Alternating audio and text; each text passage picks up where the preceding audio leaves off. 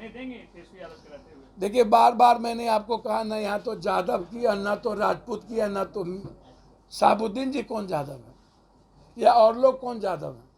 अब लालू यादव जी तो बड़े दिल के लोग हैं, उस पर आप चर्चा ना करिए। तेजस्वी यादव है? मैं बहुत क्लियर हूँ, लालू यादव जी बीजेपी को हराने के लिए कोई भी कदम वो उठाएंगे, और मैं ऐसा उम्मीद नीतीश जी से भी करता हूँ कि बीजेपी के साथ रह के नीतीश जी ने कभी अपनी आइडियोलॉजी को, सेकुलरिज्म को, अन्य चीज़ों को अलग नहीं किया। और आज जरूरत है देश में 2024 में एक व्यक्ति के नफरत, उसके अहंकार को ख़त्म करना, अन्यथा 2025 के लायक नहीं बचेंगे। बात रही तेजस्वी यादव जी की, तो मैं तेजस्वी यादव जी से सिर्फ आग्रह ही कर सकता हूँ। मैंने कई बार प्रयास किया बात करने की, बात नहीं हो पाई मेरी। तेजस्वी यादव जी बात करेंगे तब तो मैं जान पाऊंगा तेजस्वी यादव जी क्या चाहते हैं, क्या नहीं चाहते। लालू यादव तो तेजस्वी यादव को सीएम बनाने के लिए परेशान है जी। लालू यादव तो तेजस्वी यादव को सीएम बनाने अच्छा, के लिए तेजस्वी यादव जी के भाग और भक्त में यदि सीएम बनना होगा आपको कैसे तो पप्पू यादव कहाँ से रोकेंगे? आपको क्यों शामिल करेंगे जब मैं ये क्या कह रहा हूँ कि तेजस्वी जी को सीएम बनाने से मैं रोकूंगा? किसी को कोई रोक सकता है? 2 बार वो डिप्टी सीएम रहे कि नहीं? लालू यादव जी 2 बार डिप्टी सीएम सबको बनाए कि नहीं बनाए? अब आज रागनी को कौन सा लालू यादव जी बना दिया? रागनी ने अपने कैरेक्टर से अपनी चीज़ों को स्थापित कर दिया ना, कि नहीं किया? तो ऐसा नहीं है, कोई किसी को रोक नहीं सकता। वार्ता होगी तेजस्वी जी से तब तो मैं समझ पाऊंगा कि वो क्या चाहते हैं। एक सवाल आज मैं महागठबंधन के साथ हूं तो निश्चित रूप से तेजस्वी जी के तरीके और तेजस्वी जी के हर चीज़ों के साथ खड़ा रहूंगा। आज आप 2025 का तो मुद्दा है नहीं, 2024 का मुद्दा है। इसीलिए एक सवाल है, जिस तरीके से जदयू ने हम पार्टी को अपने में विलय करने की बात की, आगे जाकर अगर इस तरीके से आपको आता है क्या कहेंगे? देखिए, मैं बहुत क्लियर हूँ, मैं अपने पार्टी का विलय पहले भी कह चुका हूँ कि किसी कीमत पे नहीं करूँगा। पार्टी का एग्जिस्टेंस वो हमारी आइडियोलॉजी और आइडेंटिटी से है, और मैं अपने तरीके से समाज के लिए जीता हूँ। सिंबल यूज करेंगे? बहुत क्लियर है, मैं कोई सिंबल नहीं, कुछ नहीं भैया, कोई सिंबल नहीं। आप आगे बढ़ो। जिस तरह से छोटी छोटी पार्टियों को बीजेपी अपने पाले, ये हमारे लोग भी प्रयास किए कि हम लोग चाहते हैं कि आपको जो अच्छा लगे, जिस रूप में अच्छा लगे, हम लोग चाहते हैं महागठबंधन का हिस्सा हों। आप राजा है, तय आपको करना है, आपको ज़रूरत है किसकी की नहीं है। वैसे तो मैं लगातार बिहार के हर जगह, हर क्षेत्र में, हर घर में हूँ। मैं लगातार, यदि इंडिविजुअल आप लीडरशिप की बात आप किसी की करिएगा तो इंडिविजुअल व्यक्ति, आज पप्पू यादव पर कोई जाति का ठप्पा नहीं है, पप्पू यादव पर हिंदू मुसलमान का ठप्पा नहीं है, बेईमानों का ठप्पा नहीं है, पप्पू यादव पर किसी भी तरह के आवाज़ देने से पीछे हटने का ठप्पा नहीं है। तो मैं लगातार कोसी सीमांचल से लेकर मिथिलांचल के 5 सीटों पर, आज नहीं 1 सालों से लगातार मेरा प्रयास जारी है कि मैं इसको कैसे मजबूत करूं और कोसी सीमांचल मिथिलांचल में सभी जाति को कैसे लाऊं। और मेरा ये प्रयास रहा है कि इस हर जाति को एक साथ लाने का प्रयास मैं लगातार किया हूँ। मेरा जो कैरेक्टर रहा है, मेरा जो वे रहा है, तरीका रहा है, उसमें मैंने हमेशा कोशिश की कि सबको साथ लेके चलें और एक कैरेक्टर के साथ जिए। और फिर मैंने कभी दलगत चीज़ों को भी नहीं देखा, सबके लिए मैं खड़ा रहा और मददगार रहा। ऐसे समय में कोसी सीमांचल हमेशा वहाँ की जनता चाहती है कि पप्पू यादव हिस्सा महागठबंधन का हो, और इसीलिए मैंने कभी इस मामले से अलग नहीं हुआ। मैं हमेशा, हमारी कोशिश रही कि मैं महागठबंधन का हिस्सा बनूं। आखिर क्या दिक्कत है राजद या जदयू के किसी व्यक्ति को, ये मैं नहीं बता सकता हूँ। मैंने हमेशा कहा है, दोबारा मीटिंग जिसमें 26 अन्य पार्टियों को भी जोड़ा गया, अच्छी बातें हैं। और मैं आज भी कह रहा हूँ, मैं लगातार 5 सीटों पर अपना प्रयासरत हूँ। मैं 5 सीटों पर तैयारी में लगातार कर रहा हूँ, लेकिन महागठबंधन के हिस्सा बनने में उनके विचारों के साथ मैं खड़ा रहूँगा। मेरी ताकत रही या नहीं रही, 1% की मेरी ताकत है या 2% की है। मैं कई बार कह चुका हूँ कि तीसरी जो फ्रंट है वो जब कभी चुनाव आता है, तब जब तीसरा फ्रंट बनने की बात आती है तो वह लोगों के बीच विश्वसनीयता खड़ा नहीं कर पाती है। हम तीसरे फ्रंट बनाते हैं, फिर बिखर जाते हैं और फिर 5 साल साथ नहीं रहते हैं, फिर एक साथ मुद्दों पर काम नहीं करते हैं। तो ये तीसरा फ्रंट है। मैं किसी तीसरे फ्रंट की ताकत को कमज़ोर नहीं कर सकता हूँ। बसपा की अपनी ताकत है, AIMM की छोटी ताकत है, या AIMM का बिल्कुल है। बीजेपी समझती है इसी नफरत से उसकी पार्टी जिंदा रहेगी, AIMM भी समझती है मेरी इसी आइडियोलॉजी से मेरी पार्टी जिंदा रहेगी। तो यदि बीजेपी गलत नहीं है तो AIMM को भी बहुत गलत नहीं कहा जा सकता है। बहुत क्लियर है इस मामले में, क्योंकि बीजेपी भी अपने नफरत का आधार चुनती है, AIMM भी अपने तरीके अपनी आइडियोलॉजी का आधार चुनती है। कल के दिन जिस तरीके से आप लगातार चिराग जी शहाबुद्दीन जी से मिले, कि पत्नी से मिले, कब तक आप शहाबुद्दीन जी के पत्नी को तिलांजलि देंगे? मैं आपसे पूछना चाहता हूँ। कल कई तरह की चीज़ें आप लगातार भटक, बीजेपी कहीं ना कहीं, अब मुख्तार अंसारी के बेटे को बीजेपी ने एक्सेप्ट कर लिया। तो बीजेपी तो अब आतंकवादी से लेकर, अलगाववादी महबूबा से लेकर और उग्रवादी से लेकर अब भ्रष्टाचारी तक को एक्सेप्ट कर लिया, और सारे वॉशिंग पाउडर में धुले चले गए। राजभर के साथ मुख्तार अंसारी का बेटा खड़ा है पूरी तरीके से, तो अब तो वो दूध के धुले हो गए। तो जब मुख्तार अंसारी जी का बेटा दूध के धुले हो गए, तो शहाबुद्दीन जी का परिवार और शहाबुद्दीन जी की पत्नी के साथ दरकिनार क्यों? चिराग जी यदि मिल लें, और बीजेपी को जब अब मुसलमान अछूत नहीं लगता है, सब एक लगता है चुनाव 24 में जीतने के लिए, तो फिर राजद और जदयू के लिए जो लगातार पप्पू यादव खड़ा रहा, हम अब दूसरे मीटिंग में भी आपने हमको नहीं बुलाया। चलिए कोई बात नहीं है, आपने नहीं बुलाया, आज तक मैंने बात करने का प्रयास किया, कोई बात नहीं, और भी प्रयास हम करेंगे। हम चाहेंगे कि अगस्त तक हम लगातार इस प्रयास को रखें, हमें कोई कमज़ोर ना आके, और मैं कोई अलग नहीं हो, कोई कमज़ोर भी नहीं हो, बस मेरी कमज़ोरी जनता है, इसलिए मैं महागठबंधन का हिस्सा बनना चाहता हूँ। आप महागठबंधन, एक मिनट, मेरी कमज़ोरी जनता है, क्योंकि मैं जनता से हूँ और हर घर से जुड़ा हुआ, और सीमांचल, कोसी, मधेपुरा, पूर्णिया, खगड़िया, सहरसा, सीतामढ़ी हो या मधुबनी हो या दरभंगा हो, इस इलाके के लोग चाहते हैं कि पप्पू यादव इस देश को बचाए, पप्पू यादव इस देश की संविधान और लोकतंत्र को बचाए, जो हमारे लिए जीते हैं। और मैं हमेशा प्रयास करता हूँ सबके घर और आंगन तक मैं जाऊँ, और हमेशा हर घर के आंगन को मैंने जल चढ़ाया, चाहे तुलसी सूख जाए चाहे तुलसी जिंदा रहे। हमेशा मैंने प्रयास किया है कि जल चढ़ाकर बिहार की संस्कृति को जिंदा रखूं, और कभी भी न्याय में किसी को कमी ना हो। आर्थिक रूप से हर घर की मदद करने का प्रयास किया हूँ। कोई ऐसा पीड़ित घर नहीं है जहाँ आर्थिक मदद नहीं किया हूँ, लेकिन इसके बावजूद भी एक पहल है हिंदी पट्टी इलाके में। देश के नेता अलग अलग, आज महागठबंधन की और NDA की बहुत बड़ी बैठक हो रही है। चलिए, NDA का तो मैंने पहले ही कहा कि एक व्यक्ति है जो अपनी बदौलत अब राजनीति नहीं करना चाहती है। वो शरद, वो पवार हो, अजीत पवार हो, कहीं पर पटेल हो, कहीं मणिपुर हो, कहीं कोई हो, कहीं थूक छटा हुआ व्यक्ति जिसको पार्टी को तोड़ दिया, भगा दिया, कुशवाहा जी हो, चाहे चिराग जी हो, चाहे जिनका हो। चलिए, उन्होंने एक प्रयास तो शुरू किया। 24 में चुनाव जीतने के लिए नेक टू नेक NDA ने जिस तरीके से लगातार, चाहे वो यूपी में निषाद का मामला हो, चाहे पटेल का मामला हो, चाहे यहाँ मांझी जी का मामला हो, चाहे किसी अन्य का मामला हो, हर मामले में एक कदम प्रयास करने का सीट टू सीट NDA ने कोशिश की। मैं हमेशा, चाहे दंगा का मामला हो, और जब भी महागठबंधन पर हमला हुआ, तो पप्पू यादव एक ऐसा छोटा आदमी है, मैंने हमेशा NDA और PM और BJP पर सबसे ज़्यादा हमला करने की कोशिश हमने की, उसकी गलतियों के खिलाफ। आप मेरा ट्विटर्स देख लें, मैं पुलवामा हुआ 15 को ट्वीट किया, करवाया गया। गोधरा हुआ, मैंने तब ट्वीट किया, करवाया गया। केरला स्टोरी आई, तब मैंने कहा कि ये स्टोरी ही गलत है। कश्मीर फाइल आए, तब मैंने ट्वीट किया था और बताया कि कश्मीर फाइल में किस चीज़ को जोड़ा गया है। फिर आदि पुरुष आया, मैंने तभी कहा कि ये गाली गलौज उस रामायण के युग में नहीं था जो आज ये हनुमान से गाली दिलवा रहे हैं। जो शब्द, जब वो शब्दावली ही नहीं थी तो आज ऐसी गाली कैसे? तो हमेशा मैंने चैलेंज किया है इन गलत तरीके की चीज़ों को। हमेशा मैं महागठबंधन और बिहार के विपक्ष के रूप में मैं हमेशा खड़ा रहा।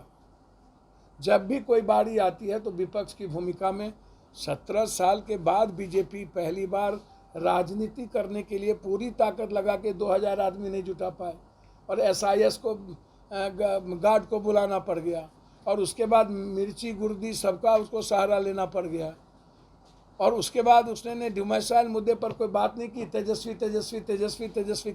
अब एक व्यक्ति अब मैं लगातार इस मामले में प्रयास किया, पहले भी इन्होंने बैठक की और भी लोगों को बुलाया, मैंने फिर दोबारा आज बैठक हो रही है। मुझे लगा कि आखिर जो व्यक्ति सबसे ज़्यादा प्रखर हो NDA के करतूत के खिलाफ, जो व्यक्ति सबसे ज़्यादा प्रखर हो बीजेपी और बीजेपी के नेताओं के कुकर्म और कुकृत्य के खिलाफ, उसके तरीके के खिलाफ, जो कंप्लीट डेमोक्रेसी और आर्थिक आज़ादी के सवाल पर, इंडियन संविधान के सवाल पर और इतिहास के सवाल पर लगातार सबसे ज़्यादा बात रखता हो बिना जाति धर्म के मजहब के, आखिर क्या कारण है कि जब मैंने कई बार लालू जी से भी हम मिले और तब भी ये बात हुई कि तेजस्वी जी बैठेंगे करेंगे, आखिर कौन क्या कारण है? मैंने कई बार कहा कि ये चुनाव 2025 का नहीं है।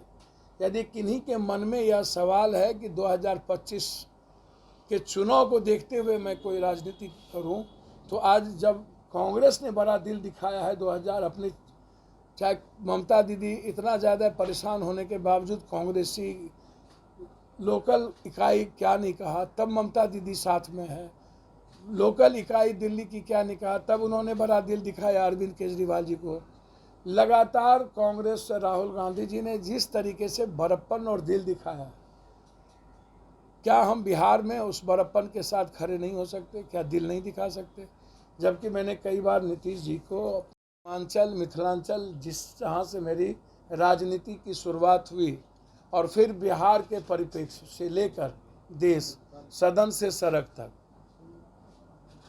90 के पहले की राजनीति 83 के मुखिया से लेकर अभी तक लगातार हमने हमेशा हमारा प्रयास रहा है कि इस देश के और इस बिहार के आर्थिक उन्नति, इस बिहार का कंप्लीट रूप से जो सबसे बड़ा वर्ग समूह है किसानों का, मजदूरों का, महिलाओं का और युवाओं के, बेरोजगारों का, उसके जीवन का प्रगति, उसको बदलना, उसमें कभी भी कोई कंप्रोमाइज हमने नहीं किया और न आगे हम दुनिया में कभी कोई कंप्रोमाइज ऐसी राजनीति करने के लिए करेंगे।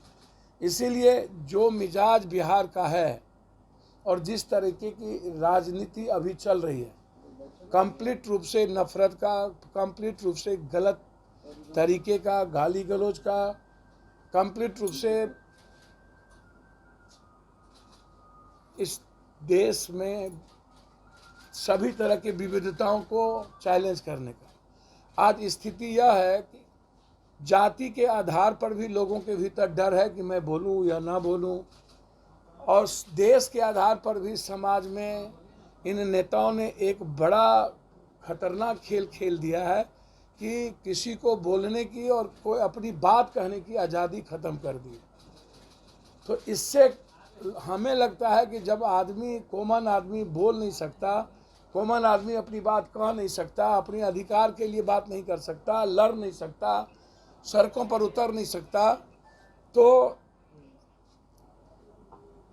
संविधान और लोकतंत्र दोनों खतरे में और इतिहास भी खतरे में है और मुझको लगता है संस्कृति और समाज की तहजीब भी खतरे में। ऐसे समय में पप्पू यादव की भूमिका जो लगातार रही है, चाहे सामाजिक सेवी के रूप में हो, चाहे किसी आम आदमी के साथ खड़े रहने की हो या आम आदमी की ज़रूरत की आवाज़ के लिए हो, सदन में हो या सड़क पर हो, लाठी खाने से हो, हमने हमेशा प्रयास किया है कि बिहार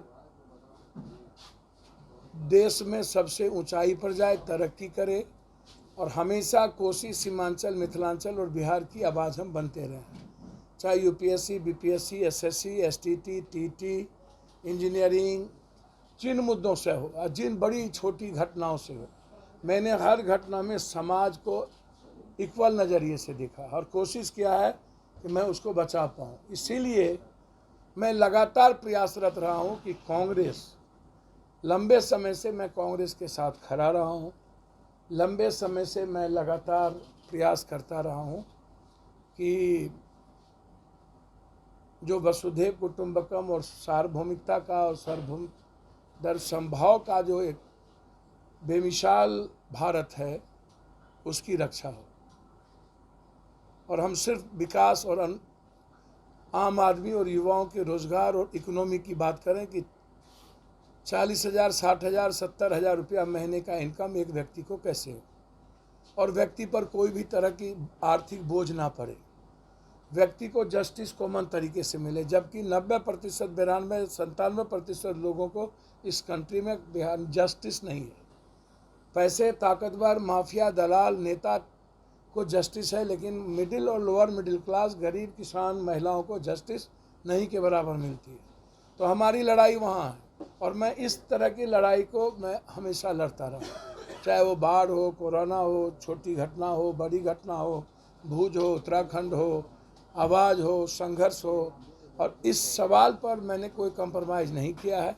इसीलिए हमेशा कांग्रेस के सड़क से सदन के साथ मैं खड़ा रहा। हमेशा जो कोसी सीमांचल की जनता हमेशा चाही कि पप्पू यादव जो हमारे हैं, हमारे बेटे की तरह हैं। इधर वाला खींचिए ना, इधर वाला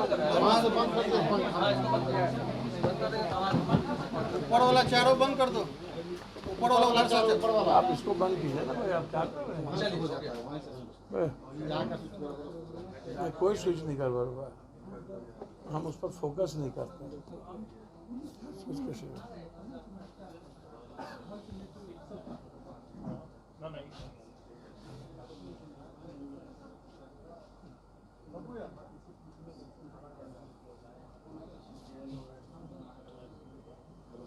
ये अध्यक्ष आ गया क्या? अजय फोन किया था, पूछो कोई बात है?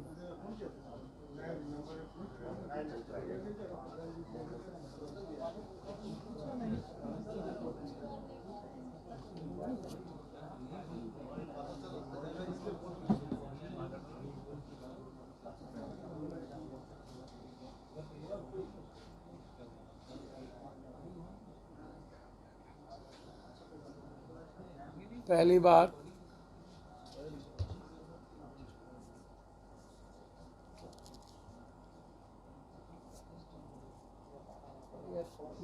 हमारी राजनीति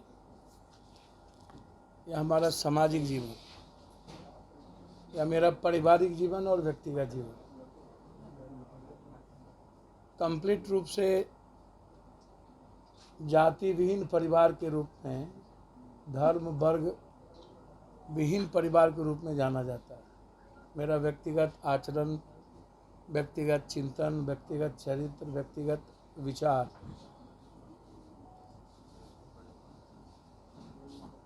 सिर्फ व्यक्ति के आर्थिक आज़ादी, व्यक्ति के विचारों की अभिव्यक्ति की स्वतंत्रता, हर जाति वर्ग के जीने के तरीके के साथ खड़े होने की कंप्लीट रूप से मेरा प्रयास,